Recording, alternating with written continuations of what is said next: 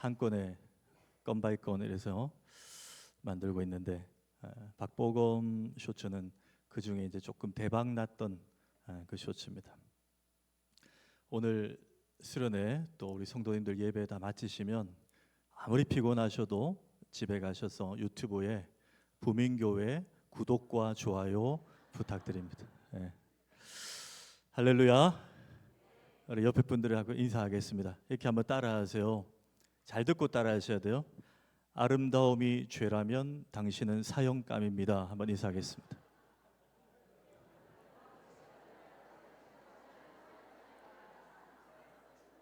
네. 우리 젊은 학생들 가운데 한 4명 정도가 안 하시는 것 같은데 할 때까지 하겠습니다. 하나 더 하겠습니다. 옆에 분들 보시면서 성도님 얼굴에 풀이 묻었네요. 뷰티풀 한번 인사하겠습니다.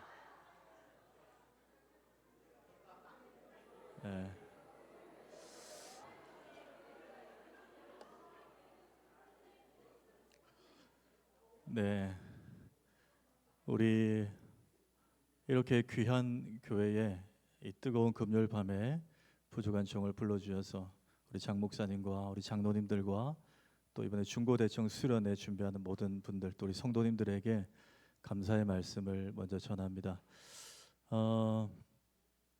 차가 막힐까봐 제가 있는 곳은 부산대학병원과 동아대학교 부민 캠퍼스 사이에 있는데 차가 막힐까봐 좀 일찍 출발해서 꽤 일찍 교회 도착해서 여러분들 이렇게 식사하시고 프로그램하고 막 여러 가지 활동하는 소리를 들으면서 또 목사님과 대화하면서 준비를 했는데 이렇게 귀한 예배당을 리모델링하고 귀한 집회를 열게 하신 하나님께 감사하고 또 이 귀한 자리에 저를 불러주셔서 다시 한번 감사를 드립니다. 미국에 펜실베니아 주립대학교라고 있습니다. 명문대인데 그 대학교 안에 경영학 석사 경영대학원이 있어요. 그 경영대학원이 이름이 와튼 스쿨입니다. 너무 유명한 학교예요. 우리나라의 정치인 중에 뭐 안철수 씨가 거기 아마 출신인 걸로 제가 알고 있는데 그 와튼 스쿨에서 가장 인기가 많은 수업의 교수님이 있습니다. 그 교수님의 이름이 스튜어트 다이아몬드라는 분이에요. 이분은 뭐 리더십, 심리학, 그다음에 실제로 FBI의 자문위원으로 소속이 돼서 테러리스트들과의 협상 전문가, 뭐 우리 네고시에이터라 그러는데 협상 전문, 이쪽에 아주 탁월한 분입니다. 근데 이분이 쓴 책 중에 어떻게 원하는 것을 얻는가라는 책이 있어요. 어떻게 원하는 것을 얻는가. 그 책의 서두에 나오는 일화입니다. 실제 있었던 일이에요. 그 교수님이 수업하는 그 클래스의 홍콩계 학생인데 이 학생이 여학생이었어요. 근데 그 뭐 경영학 석사니까 여러분 얼마나 수업이 많고 일정이 타이트하겠습니까? 집에 간 지도 오래됐고 가족들 얼굴 본 지도 너무 오래됐어요. 근데 정말 주말에 2박 3일 황금 같은 시간을 가족들하고 맞춰가지고 자기는 이제 미국에서 비행기를 타고 주말에 타고 가족들은 바로 프랑스 파리로 오는 자기는 파리 공항으로 가는 그런 이제 비행기를 티켓팅을 예약을 해놓은 거예요. 그리고 이제 당일이 됐는데 이 학생이 그만 뭐 늦잠을 잤는지 준비가 좀 그랬는지 공항에 가서 수속하고 비행기 탈 여러분 적어도 2시간 전에 도착해야 되잖아요. 공항 안 가보셨어요? 곤란한데 오늘 설교가 길어질 것 같은데요. 이거 다 설명해야 되면 가보셨죠? 예. 최소한 2시간 전에 가야 돼요. 그런데 이 친구가 늦게 도착한 거예요. 택시에 내려서 막 불이 나게 뛰어갔어요. 그래서 이제 데스크 가서 뭐 여권 신분증 보여주고 티켓 발급받고 뭐 짐 뭐 그냥 막 들고 마냥 보니까 이제 게이트가 8번이에요. 비행기 타는 데가 뛰어갔어요. 갔더니 이미 보딩 타임이 끝나서 비행기는 저 활주로에 유리 너머로 한 20m 정도 보이는데 직원들이 못한대요. 이미 끝났습니다. 못합니다. 이미 비행기는 이륙 준비에 들어갔습니다. 못한다는 거예요. 이 여대생 여러분 얼마나 마음이 무너지죠. 오랜만에 가족들이 지금 파리로 오기로 돼 있는데 이번 기회에 그냥 놓치면 또 언제 볼지 모르는 거예요. 눈물이 나는 거예요. 그러고 이제 아무리 부탁해도 뭐 안 된다. 이건 뭐 미국이라는 사회가 우리나라 사람들도 냉정한 분 냉정하지. 미국은 또 뭐 그런 원칙에 있어서 칼 같잖아요. 안 된다는 거예요. 그런데 이 학생이 가방을 들고요. 그 공항에 이제 활주로가 보이는 유리 너머에 자기가 타야 될 비행기 요 통로 이렇게 연결돼 있잖아요. 비행기 앞머리 부분이 보이는 거예요. 내가 저걸 타야 되는데 울면서 그냥 떠나지도 못하고 바라보고 있는 거예요. 근데 그 거리가 한 20m, 25m 됐는데 놀라운 일이 일어났어요. 그 비행기 머리에 있던 파일럿 기장이 이륙 준비를 뭐 이렇게 하다가 그 여학생과 눈이 마주친 거예요. 신기하죠, 여러분? 눈이 마주쳤어요. 여학생도 기장을 바라보고 기장도 그 여학생을 응시한 거예요. 근데 그 여학생이 이때다 싶어서 최대한 불쌍한 표정을 지었어요.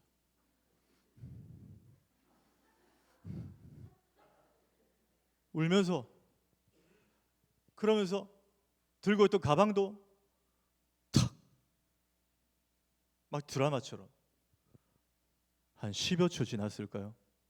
인터폰이 왔어요. 그 여학생 태우라는 거예요. 아니 아무리 남의 이야기라도 여러분 이렇게 감동 없이 들으시면 오늘 설교가 상당히 길어질 것 같은데요. 예. 실제 그 교수님 클래스에 여학생이 겪었던 일이에요. 여러분 저는 이번에 중고대청 수련회 오늘 또 특별히 금요철에 오신 성도님들 오늘 밤에 찬양과 기도의 합주와 또 말씀 가운데 하나님과 여러분이 눈이 마주치는 역사가 일어나길 축복합니다. 하나님과 눈이 마주치면 역사가 일어나요, 여러분.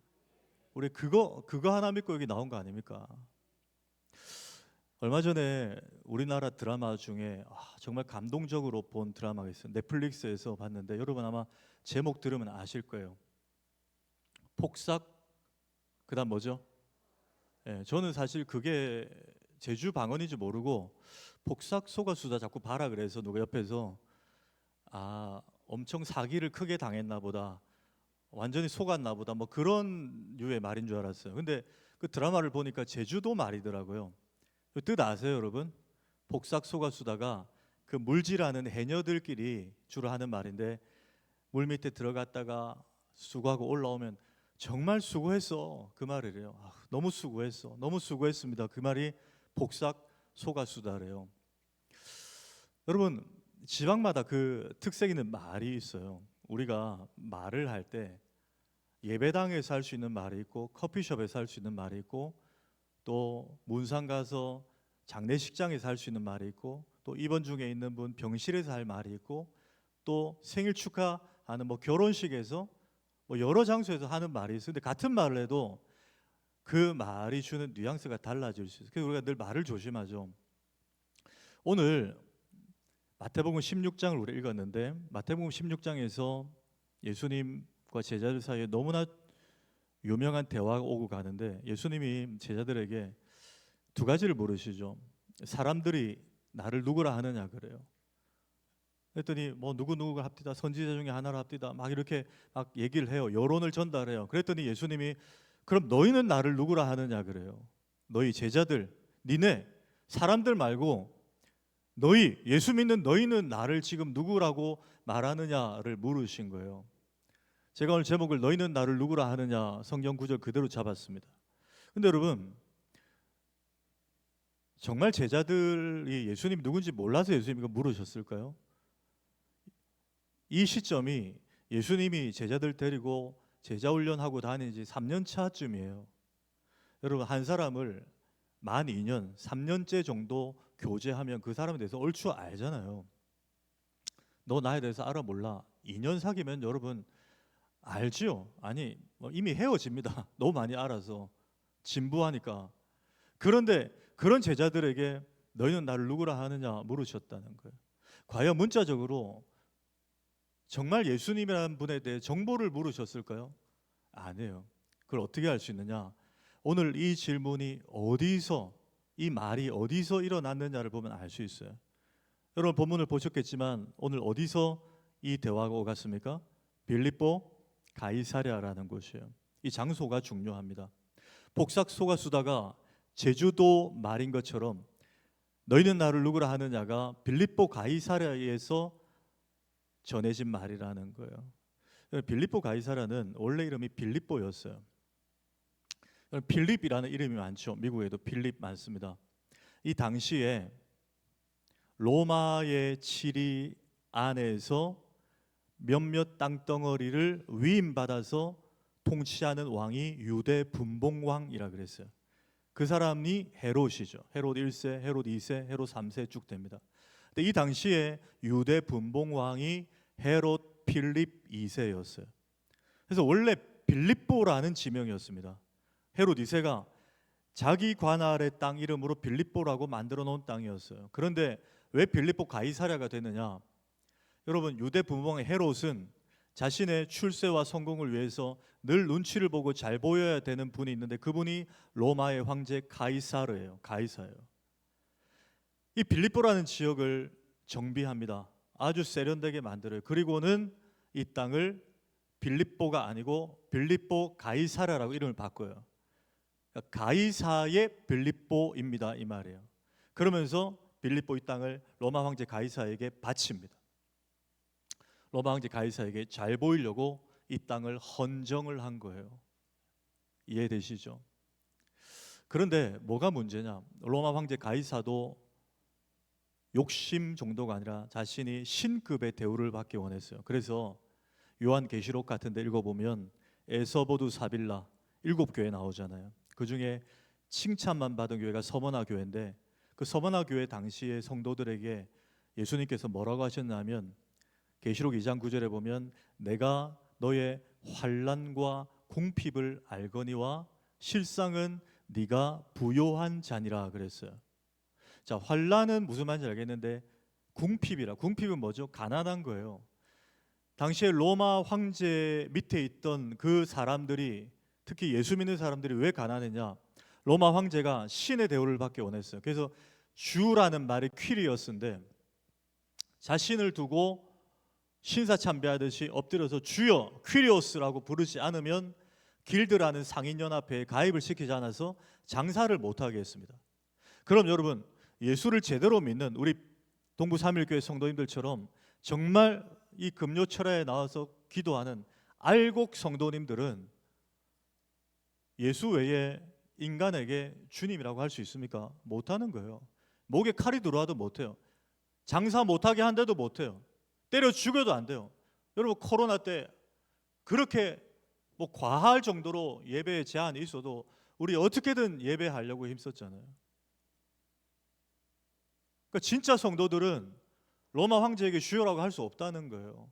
그래서 실제 알곡 성도들은 피해를 받습니다. 장사를 못하게 했어요. 그러니 가난하고 궁핍해질 수밖에 없어요. 그 서머나 교회 성도들에게 예수님이 내가 너의 환난과 궁핍을 아는데 괜찮아. 사실은 니들이 제일 부자야. 왜? 돈은 없지만 예수를 가졌기 때문에.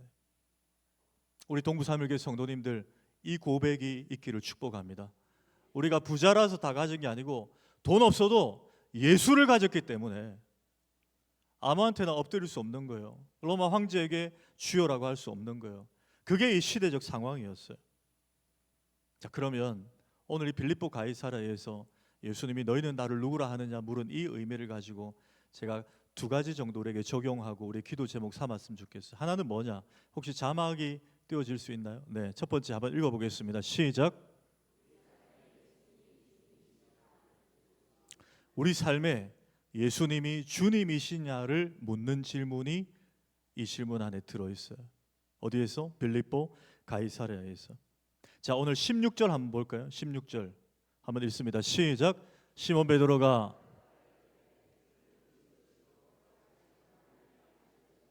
예, 너무 유명한 말이고 우리 이거 암송하는 분들 많아요, 그렇죠? 베드로의 이 고백 때문에 예수님이 너무 칭찬하셨어요.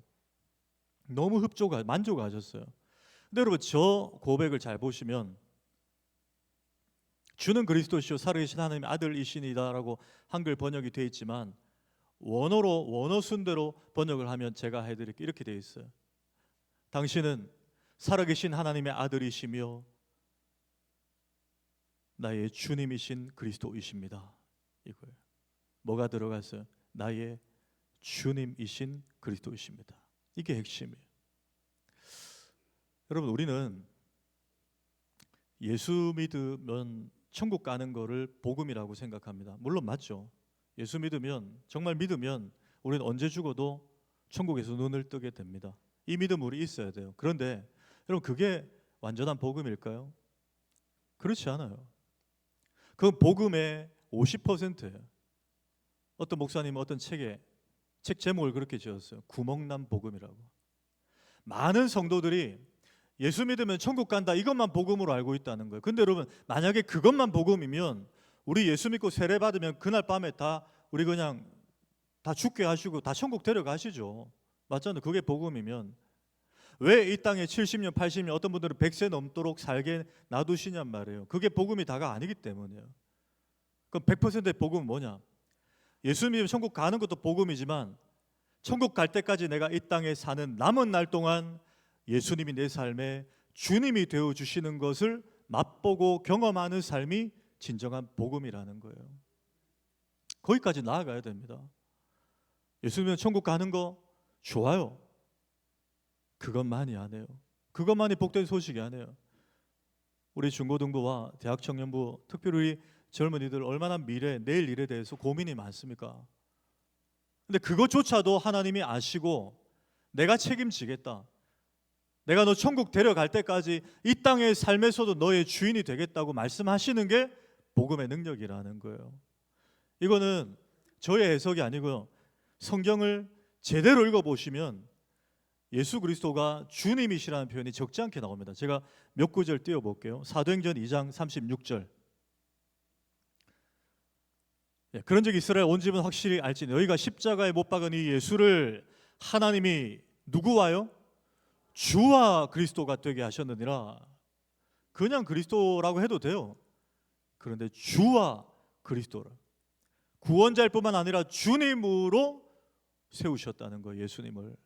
또 볼까요? 로마서 10장 9절 같이 읽습니다. 시작. 내가 만일 내 입으로 예수를 주로 시인하며 또 하나님께서 그를 죽은 자 가운데서 살리신 것을 내 마음에 믿으면 구원을 받으리라. 예. 너희가 예수를 입으로 시인하고 예수님을 믿으면 구원 받으리라 해도 되는데 중간에 뭐예요? 예수를 주로 시인하라는 거예요. 예수님이 나의 주인이십니다. 이게 반드시 있어야 된다는 거예요. 고린도서 4장 5절도 볼까요? 우리는 우리를 전파하는 것이 아니라 오직 그리스도 예수의 주 되신 것과 성경은 분명히 강조하고 있어요. 한 구절만 더 봅시다. 빌립보서 2장 11절에 모든 입으로 예수 그리스도를 주라 시인하여 하나님 아버지께 영광을 돌리게 하셨느니라. 한 구절 더 있네요. 골로새서 2장 6절도 그러므로 너희가 그리스도 예수를 주로 받았으니 그 안에서 행하되 그랬어요. 성경을 다 확인했습니다. 그렇죠? 그러니까 제가 그대로 적용해도 되겠죠, 여러분? 성경에 분명히 예수님을 주님으로 고백하고 받으라고 그랬어요. 제가 어느 책에서 읽었는데요. 미국의 한 교회에 목사님이 목회하시는 교회인데 교회가 건강하게 질적으로 또 수적으로 막 성장하는 교회였어요. 그런데 그 교회가 지리적인 공간에 한계가 있어가지고 주일마다 썬데이마다 주차장이 늘 모자란 거예요. 주차장이. 근데 그 교회 옆에 한 200여 평 되는 부지가 있었는데 불신자 땅이에요. 그래서 교회 장로님들과 목사님이 여러 차례 좀 매입을 하려고 그분을 만나고 접촉하고 기도하고 했는데 수년째 그 땅 주인이 마음을 열지 않아요. 그래서 교회 바로 옆에 좋은 땅이 있는데도 주차장으로 사용을 하지 못하는 교회였어요. 그런데 기도가 쌓였는지 어느 날 그 땅 주인이 교회 측에 연락이 왔어요. 그 교회 성도들 이제 일요일마다 주차하세요. 이 땅에 주차하시라는 거예요. 여러분 얼마나 감사한 일입니까? 그런데 조건이 있대요. 딱 1년 52주잖아요. 1년 51주만 주차하시고 한 주는 주차하지 마세요 그러는 거예요. 근데 여러분 그 교회 입장에서 그것도 감지덕지 아닙니까? 주차장이 모자랐는데 한 주 정도에 딴 데 되면 되잖아요. 그래서 장로님들이 감사하다 그러고 이제 그 주부터 교인들이 주차하게 했어요. 주일마다. 그러니까 주차난이 어느 정도 해소가 됐어요. 그리고 1년을 썼어요. 한 주는 또 다른데 하고 성도들이 뭐 서브웨이 타고 오고 막 이렇게 했어요. 2년도 또 3년 차 때도 그렇게 있었어요. 자, 4년 차째 됐는데 성도들 사이에서 불만이 스물스물 나오는 거예요. 아니 근데 그 땅 주인은 이왕 쓰게 해줄 거면 다 쓰게 해주지 왜 한 주는 안 되냐는 거예요. 불편하게 우리가 그 한 주 때문에 또 딴 데 이렇게 주차자를 찾아야 되지 않냐. 이제 불평이 올라오기 시작한 거예요. 또 그게 우리 또 당회 장로님들 귀에 들어갔어요. 그 장로님들이 또 듣고 그래 우리가 한번 또 권면해보자 싶어서 그 땅 주인에게 또 찾아갔어요. 아니, 사장님 우리가 3, 4년 잘 썼는데 혹시 뭐 특별한 이유가 있습니까? 그냥 다 쓰게 해주시지 그 한 주는 왜 못 쓰게 합니까? 이렇게 물었어요. 네, 그 장로님이 그 사장님 여기 와 계신지 깜짝 놀랐어요. 네. 그랬더니 그 사장님이 딱 이렇게 얘기를 해요. 보소, 그래야 당신들이 이 땅 주인은 누군 줄 알고 쓸 거 아니요. 이해가 되십니까 여러분? 그 한 주 자유롭게 쓰지 못하는 그 한 주 때문에 여기 우리 교회 땅 아니지 그거 인지하고 쓸 거 아니냐는 거예요. 제가 당시에 그 글을 읽고 머리에 스파크가 탁 띄었어요. 여러분 선악과도 그렇게 한번 바라볼 수 있지 않나요? 창세기에 보면 하나님이 아담에게 선악과를 만들어 놓으셨어요. 근데 선악과뿐만 아니고 에덴에 엄청나게 맛있는 나무 열매 실과 꽃들을 쫙 만들어 놓으셨어요. 아담 너 이거 임의로 마음대로 네가 다 따먹으라. 다 먹으라. 그런데 동산 중앙에 있는 선악과 저것만 건들지 마 그랬어요. 여러분 먹을 게 많습니까? 못 먹을 게 많아요. 먹을 게 많아요. 아담이 얼마나 행복하게 막 여러 가지를 마음대로 따먹었을까요? 그런데 늘 한 번은 보여요. 왜? 중앙에 있기 때문에. 아니 하나님도 좀 그래요. 그렇게 중요한 거면 저 구석에 만들어 놓든지 중앙에 딱 만들어 놓고 계속 보이게 하시는 거예요. 왜 그랬을까요? 볼 때마다 에덴 동산의 주인은 아담 네가 아니야. 그 나무 하나 때문에 주인이 누군 줄 알고 살라는 거예요. 여기 우리 중고등부와 또 대학생들 청년들이 계시잖아요. 제가 간절히 권면드립니다. 목에 칼이 들어와도 여러분 주의를 범하지 마세요. 아니 왜 아멘을 저쪽 뒤쪽에서 하세요? 중고등부, 대학청년부 대답해 보세요. 목에 칼이 들어와도 주의를 범하지 않으시길 축복합니다. 정말 중요해요 여러분.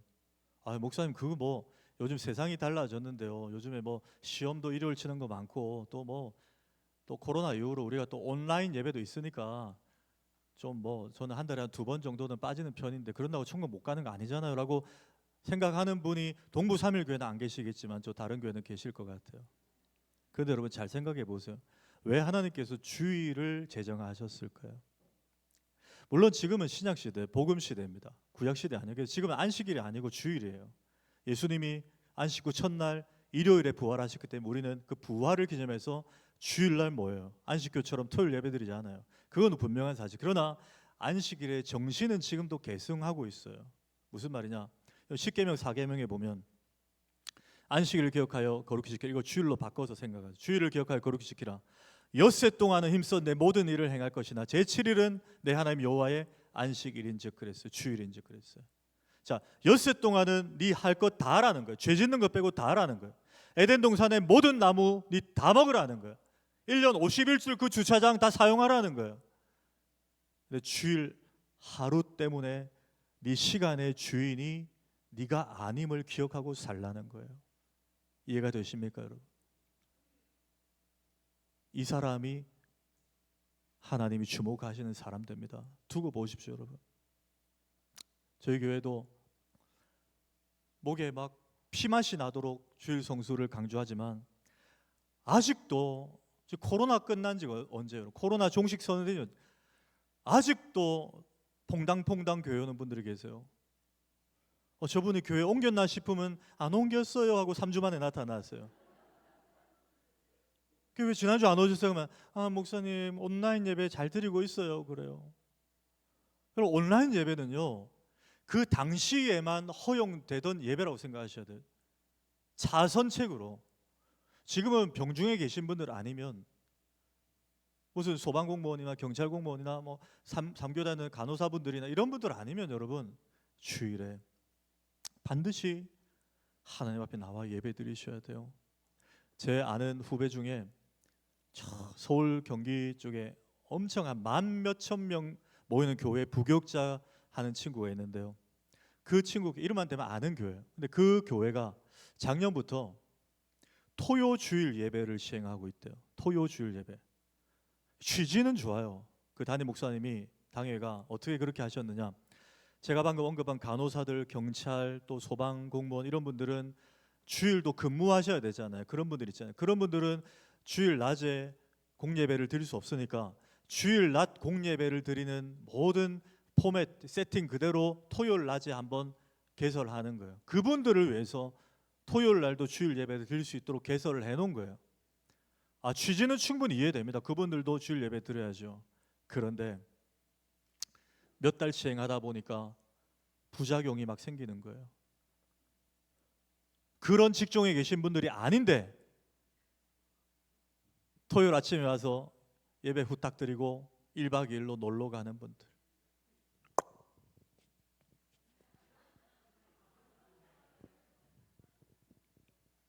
그런 사람들이 여러분 골프가 제가 뭐 골프 치지 말라는 게 아니에요. 골프 치셔도 돼요. 근데 그런 사람들이 늘어난다는 그걸 악용하는 사람들이에요. 어떤 분 그래요. 목사님 칼빈이 신학자 칼빈이 책에 보면 꼭 주일날 예배 안 드려도 된다. 주중에 하루 정해야 된다 그랬는데요. 여러분 칼빈이 성경이에요. 칼빈도 죄인이에요. 칼빈이 말하면 다 하나님 말입니까? 로마 카톨릭은 교황이 성경 위에 있잖아요. 교황이 한마디 하면 성경보다 더 위에 있어요. 권위가. 칼빈이 그런 존재는 아니에요. 이사야에 보면 이날은 시편 118편에 이날은 여호와께서 정하신 날이라 그랬어요. 하나님 그걸 보시는 거예요. 얘가 시간의 주인이 누군 줄 알고 있구나. 그 사람에게 하나님 어떻게 역사하실지 기대하시는 동부삼일교회 청년들, 대학생들, 중고등부 되시길 축복합니다. 네. 정말 하나님 앞에 하나님 주일 제가 하나님의 시간인 줄 알고 목에 칼이 들어와도 저는 주일 성수하겠습니다. 왜? 예수님이 나를 천국 데려가시는 분일 뿐 아니라 내 남은 날 동안에 주님이시기 때문에 예수님만이 퀴리오스 주님이시기 때문에 저는 저희 교단의 목회자 아들로 태어났어요.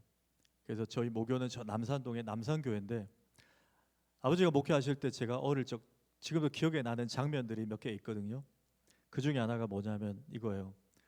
봄, 가을에 부흥회를 2번을 했어요.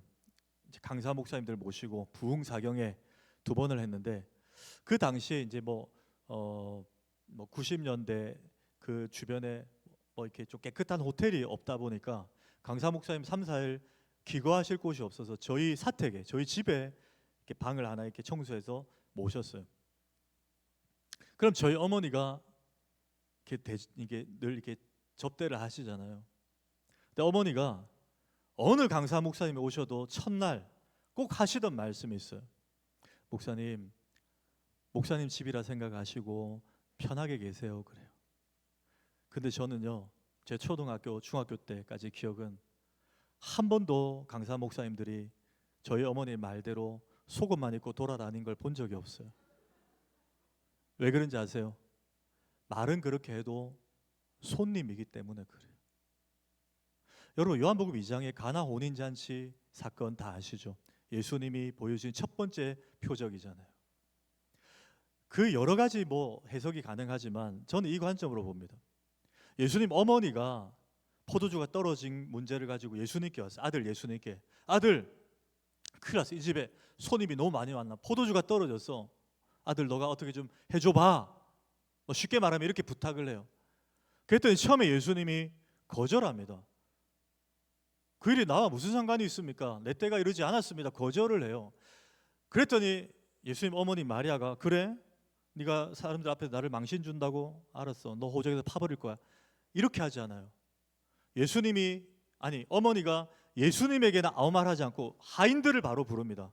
불러서 뭐라고 하느냐, 이제부터 이분이 무슨 말씀을 하시든지 그대로 해, 그럽니다. 여러분 문제를 하나 드릴게요. 자, 이 공간이 죄송합니다, 동구삼일교회 예배당이 아니고 그냥 하나의 어떤 체육관이라고 가정을 해볼게요. 여기에서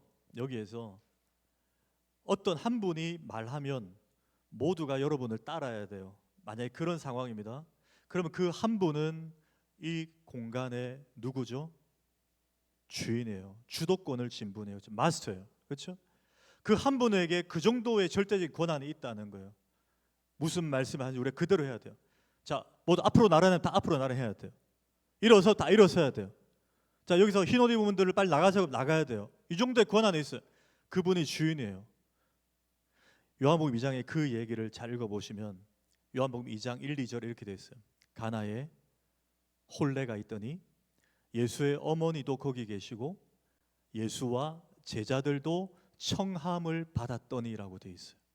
무슨 말이냐, 예수님이 처음에는 손님이었다는 거예요. 하객이었다는 거예요.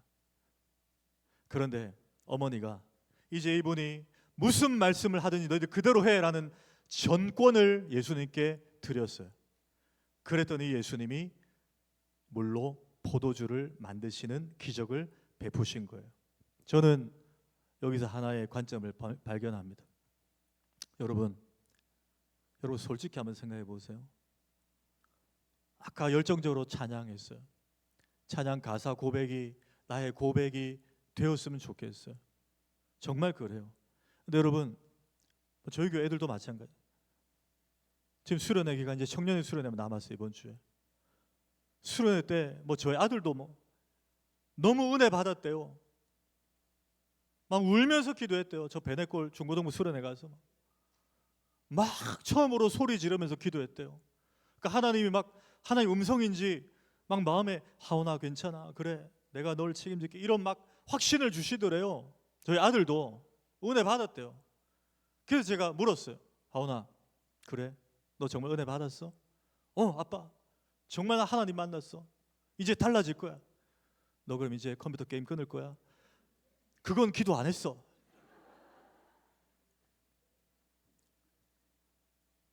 여러분 이게 우리의 연약함이에요. 내가 내어줄 수 있는 부분만 예수님을 주인으로 인정한다고. 여러분 그렇지 않아요? 우리 성도님들 죄송합니다 한번 생각해 보세요. 하나님 제가 목사고 장로고 권사고 집사고 제가 성경도 많이 읽고 교회도 제가 오래 다녔고, 하나님 근데 자녀 문제만큼 제가 알아서 할게요. 자녀 문제의 주인 아직 예수님께 드리지 못한 분들도 계실 수 있어요. 물질 문제 어떻습니까? 저는 뭐 저희 교회에서 헌금 설교를 집중적으로 한 적이 없어요. 그런데 혹시 그런 마음을 가진 분들 계실 수 있어요. 나 목사님들 헌금 설교하는 거 싫어. 물론 헌금을 강요하는 것은 잘못된 거예요. 그러나 여러분 헌금도 성경에 있지 않나요? 그 헌금 설교를 안 하는 목사님이 좋은 거예요? 헌금 설교 하는 목사님이 정직한 거예요? 성경대로 설교해야죠. 그렇죠? 안 하면 직무유기예요. 하나님 앞에 책망 받습니다. 성경에 있는 거는 피해갈 수 없어요. 목사도 성도님들 귀에 좋은 것만 할 수 없어요. 여러분 물질 문제 정말 예수님이 주인이십니까? 아닐 수 있다는 거예요. 시간도 마찬가지예요. 여러분 교회가 헌신을 요구할 때, 체력적인 헌신, 시간적인 헌신 요구할 때 정말 예수님이 여러분의 주인이세요? 무슨 말씀하셨는지 그대로 하십니까? 아닐 수 있다는 거예요. 여러분 권면합니다.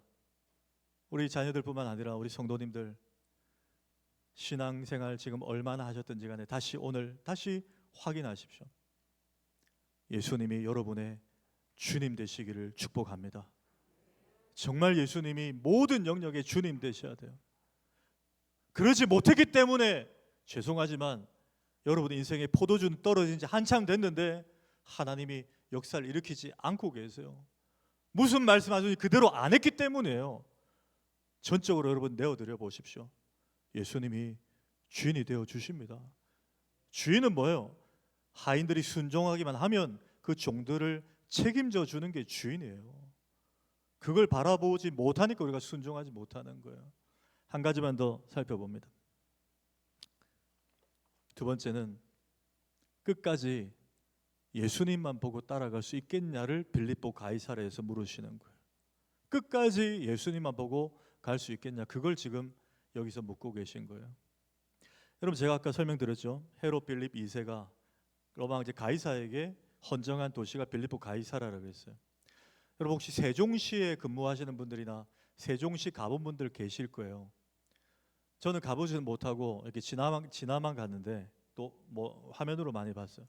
와, 너무 좋더라고요. 세종시에 제가 아는 분이 사역을 하고 있는데 세종 꿈의 교회라고 7,500명 모이는 교회인데 교회가요 너무 주변에 지금 막 상권 또 정부 청사가 막 생기고 하니까 도시가 완전히 그냥 너무 세련돼요. 너무 좋아요. 뭐 대통령실도 거기에 뭐 제2 대통령실 옮겼는지 모르겠는데 하여튼 정부 청사가 들어오니까 주변이 막 살아나는 거예요. 모든 것이. 여러분 로마 황제의 도시가 됐어요. 빌립보가. 여러분 상상 안 해봐도 뭐 아시겠죠? 당대 최고의 대리석에 지금 동부삼일교회 리모델링한 이것처럼 너무나 산뜻하고 깨끗한, 당시로는 2000년 전이지만 당시로는 최고의 설비가 갖춰져 있는 것이에요. 아마 버스 정류장 간격으로 로마 황제의 신전이 있었을 것이고요. 수종드는 여사제들이 막 다니고 있었을 것이고요. 그게 빌립보 가이사랴예요. 황제의 도시니까. 근데 저는 궁금해요. 예수님이 왜 굳이 가버나움이나 갈릴리나 또 다른 데도 있는데 굳이 여기까지 제자들 데리고 올라오셔서 여기서 너희는 나를 누구라 하느냐 물으셨냐는 거예요. 왜? 황제의 도시에서. 제가 묵상하는 가운데 하나님 이런 마음을 주셨어요.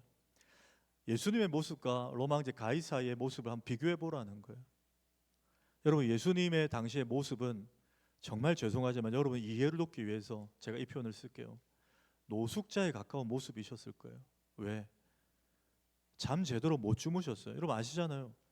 폭풍우 치는 배에서 주무실 정도였어요.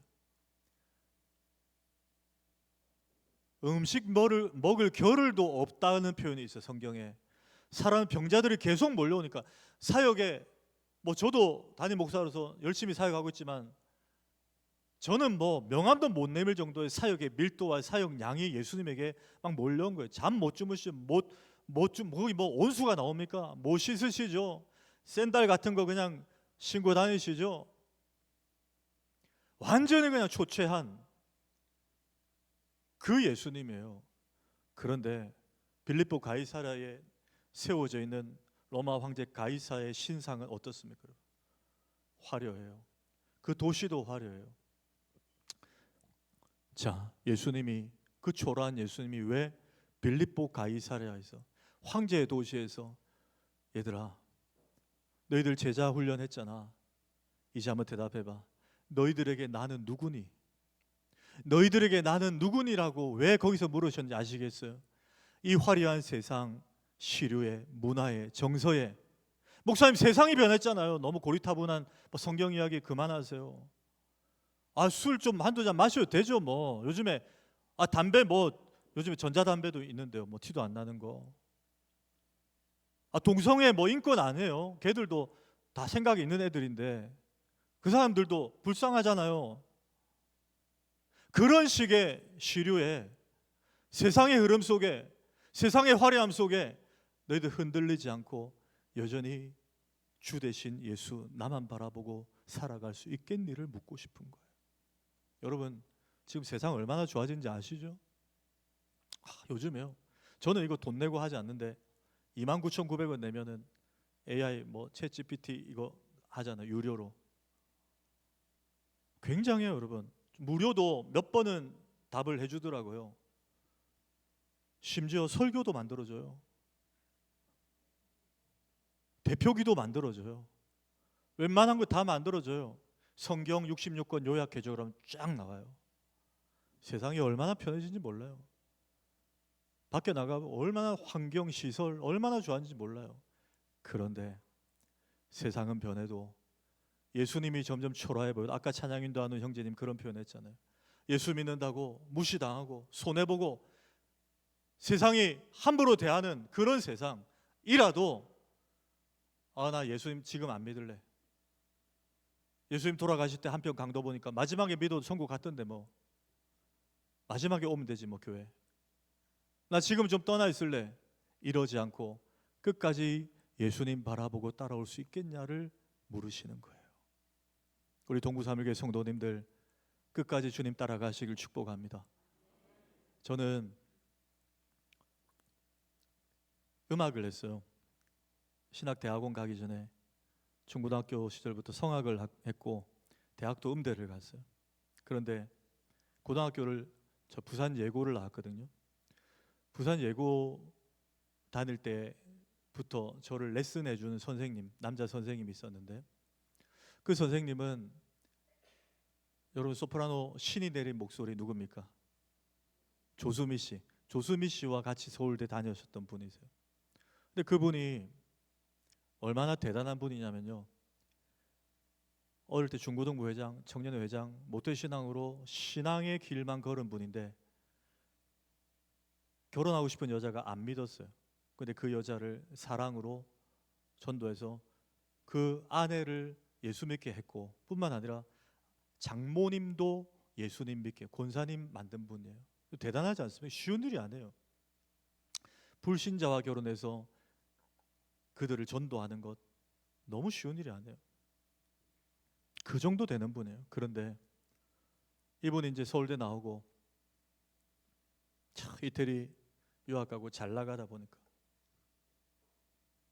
하나님께 배신을 때린 거예요. 제가 목사 아들인지 알면서 레슨 시간에 저한테 가스라이팅을 했어요. 현미야, 하나님 없다. 네 속지 마라. 하나님 없다. 너가 아빠 목사라고 어릴 때부터 네 그런 거 하나님 없다. 다 저 목사들 쇼하는 거다. 내 봐라. 교회 안 다녀도 잘 나가잖아. 목사 아들인 저한테도 그렇게 하신 분. 여러분 주변에 그런 분도 있지 않나요? 동부삼일교회도 역사가 있잖아요. 저희 부민교회도 77년째인데 지금 많아요. 어릴 때 주일학교 같이 다녔는데 지금은 어디 가 있는지 몰라요. 뭐 이사 가서 아니면 다른 나라 가서 교회 다니는 분들도 계시지만 그렇지 않은 분들이 더 많더라고요.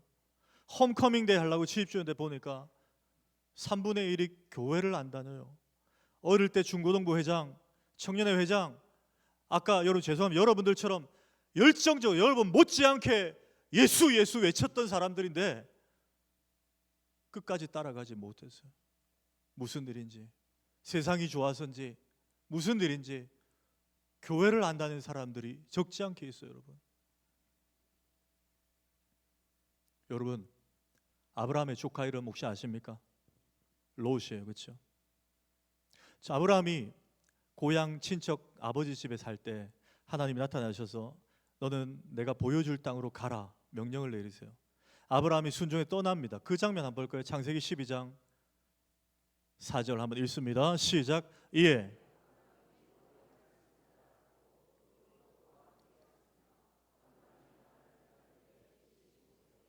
잠깐만 뛰어나 주십시오. 아브라함이 여호와의 말씀을 따라갔고 순종해서 떠났다는 거예요. 집을 떠났어요. 여기까지 이해돼요. 그런데 저는 그 다음이 이해가 안 돼요. 여러분 저때 아브라함이 75세인데 총각이었나요? 아니에요. 아내가 있었어요. 사라가 있었어요. 그렇죠? 아들 이삭은 아직 없었지만 아내가 있었어요. 그럼 여러분 담임 목사님이 얘를 어디 간다 그러면 사모님도 함께 가는 게 맞잖아요. 이에 아브라함이 여호와의 말씀을 따라갔고 아내 사라도 그와 함께 갔으면 이렇게 나와야 정상이에요. 그런데 사례 이야기는 지금 안 나옵니다. 갑자기 아브라함의 조카 롯, 그가 함께 간 얘기를 성경 기자가 쓰고 있어요. 여기 이상하지 않나요? 저만 이상하나요? 그럼 또 설교가 길어질 것 같은데요. 이상해요. 아니 아무리 롯이 각별해도 조카 이름이 왜 먼저 나와? 아내가 먼저 나와야지. 이유가 있어요. 여러분 혹시 오디세이 보셨나요? 영화. 크리스토퍼 놀란 감독의 놀라운 영화 오디세이 보셨나요? 저는 지금 아이맥스 그 관이 예매 표가 없어요. 너무 지금 인기 많아요. 그래서 며칠 전 새벽기도 마치고 조조 할인되는 그 표가 있더라고요. 그 새벽기도 마치고 저 서면 시집에 가서 봤어요. 3시간짜리 영화. 여러분 영화를 보면 그 영화에도 나오는데 복선이라는 게 있습니다. 복선을 깔아 놓는다 그래요. 처음에는 막 여러 캐릭터들이 등장해요. 등장하다가 저 남자 표정이 좀 섬뜩한데 하는 사람이 보여요. 티 많이 안 내는데 약간 화면 바뀔 때 막 같이 웃다가 혼자 이렇게 되는 분이 있어요. 그분은 100이면 100 나중에 배신 때리는 캐릭터예요. 그게 복선을 깔아두는 거예요. 좀 전에 여러분 아브라함이 하나님 말씀 따라갔고 롯도 그와 함께 갔음에가 저는 복선이라고 봅니다. 왜? 바로 13장 그 다음 장 넘어가 무슨 내용이 나와요? 아브라함의 재물과 종이 많아지고 롯의 재물과 종이 많아져요. 그 종들이 땅 문제로 자꾸 다툼이 일어납니다. 이때 아브라함이 조카에게 양보를 해요. 야, 네가 먼저 가라. 네가 자하면 내가 우하고 네가 우하면 내가 자할게. 너 먼저 식솔을 데리고 떠나. 양보를 해요. 그때 롯이 어디를 선택하느냐? 소돔 땅을 선택하는데 성경에 보면 그 소돔 땅이 롯 자기가 보기에는 애굽 땅 같고 물이 넉넉하고 기름져 보였다 그래요. 그러니까 살기 좋아 보인 거예요. 아, 여기가 신세계네. 그러고 선택한 거예요. 그런데 얼마 후에 그 땅은 동성애와 온갖 죄악 때문에 하나님이 심판하시기로 작정한 땅이 소돔이었잖아요. 망할 땅이었어요. 그러니까 좀 전에 창세기 12장 4절 말씀은 이 아브라함이 여호와의 말씀 따라갔고 롯도 처음에는 그와 함께 갔다가 그 말이에요. 끝까지 따라가지 못했다는 거예요. 끝까지 하나님 붙잡지 못했다는 거예요. 여러분 이 시대에 롯들이 있을 수 있습니다. 끝까지 주님 바라보지 못할 때 있어요. 세상이 화려해서 또 어떤 경우는 고난이 와서 풍랑이 치니까 예수님을 끝까지 붙잡지 못한 분들도 계실 수 있다는 거예요. 이야기 드리고 말씀을 맺겠습니다. 최하진이라는 카이스트 교수님이 계셨어요. 카이스트 교수 여러분 아무나 합니까? 굉장한 거죠. 근데 이분이 교수직을 조기에 그만두시고 하나님의 부르심이 있어서 교육 전문가니까 중국은 아직 공산주의에 있기 때문에 자유롭게 선교하지 못하죠. 그래서 교육으로서 내가 열방학교를 세워서 기독교 교육을 주입해야 되겠다.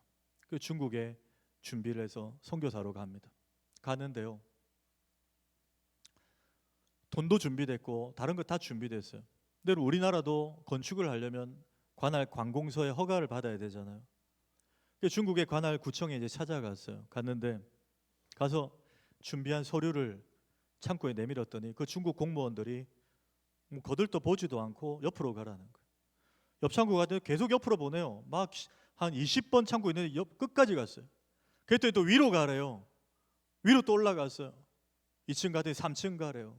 3층 올라갔어요. 다 미루고 별관 가래요. 별관 갔어요. 몇 시간을 뺑뺑이를 돌리는 거예요. 아, 뭔가 이상하다.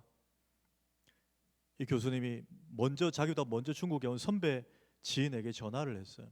선배님, 제가 이렇게 했는데 이렇게 하네요. 제가 뭐 잘못한 거예요? 그랬더니 중국은 아직까지 미미하나마 관시라는 문화가 있어요. 관시가 뭐냐면 혈연 지연이 아니면 뇌물을 좀 봉투를 줘야 일을 빨리 진행해 주는 일부 공무원들이 아직도 잔존해 있다는 거예요. 그래서 돈 좀 써야 돼 그러더라는 거예요. 근데 여러분 크리스찬이 쉽게 그럴 수 없죠. 집에 와서 고민이 되는 거예요.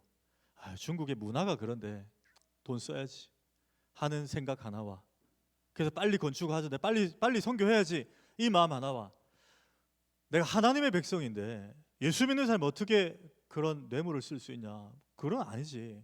이 마음이 부딪히는 거예요. 하루 종일 기도하고 고민하다가 그 다음 날 새벽기도 딱 마치고 또 구청에 갔어요. 똑같이 서류만 내밀었어요. 또 옆으로 가래요. 어제와 똑같은 일이 벌어졌어요. 뺑뺑이 돌았어요. 기도하면서. 그리고 집에 왔어요. 그 다음 날 또 갔어요. 똑같이 돌았어요. 이 얘기 어디 나오냐? 그분이 쓴 내 인생을 주님께 걸어라는 책에 나오는데 그 책에 보면 무려 28일을 갔대요. 28일 여러분 2월로 치면 한 달 아닙니까? 한 달. 28일을 똑같이 그렇게 했대요. 기도하면서. 마치 이스라엘 백성들이 여리고성 밟는 마음으로 그렇게 했대요. 28일째 되던 날 중국 공무원들이 항복하더랍니다. 그리고 갖고 오라 그러고 도장을 찍어주더래요. 봉투에 땡전 한 푼 안 썼다는 거예요. 할렐루야입니다, 여러분. 할렐루야요. 그 책 162페이지에 그분이 그 일로 통해 만난 하나님의 음성을 그분이 이렇게 기록을 했어요. 최 교수야, 내가 너에게 원하는 것이 뭔지 아느냐? 빨리 건축해서 선교하는 거 그거 아니야. 네가 나만 바라보고 따라오는 나를 향한 절대 신뢰야. 절대 신뢰. 그것만 되면 다른 모든 일은 뒤따라온다. 그대로 적어놨어요. 그분의 책에. 여러분,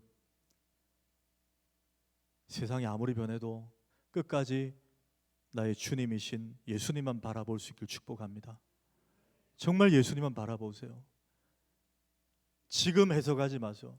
목사님, 저 지금까지 예수님만 바라봤는데요, 안 풀리는데요. 좀 더 바라보세요. 좀 더 바라보세요.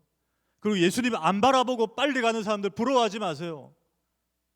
모래 위에 집 짓는 거예요. 그거 느려도 여러분, 지하 파가지고 반석 위에 집 짓는 게 느려도 그게 무너지지 않습니다. 그게 영생의 길이에요. 그게 좁은 문 좁은 길입니다. 그게 끝까지 주님 바라보는 길이에요. 우리 동부삼일교회 중고등부와 대학생들, 청년들, 우리 모든 성도님들, 예수님을 다시 내 삶의 모든 영역에 주님으로 모시고 끝까지 그 주님만 바라보며 걸어가시기를 예수님의 이름으로 축원합니다. 우리 한번 찬양하고 한번 기도했으면 좋겠어요. 우리 오늘 이 고백도 베드로의 고백인데 베드로의 고백 한번 찬양하십시다.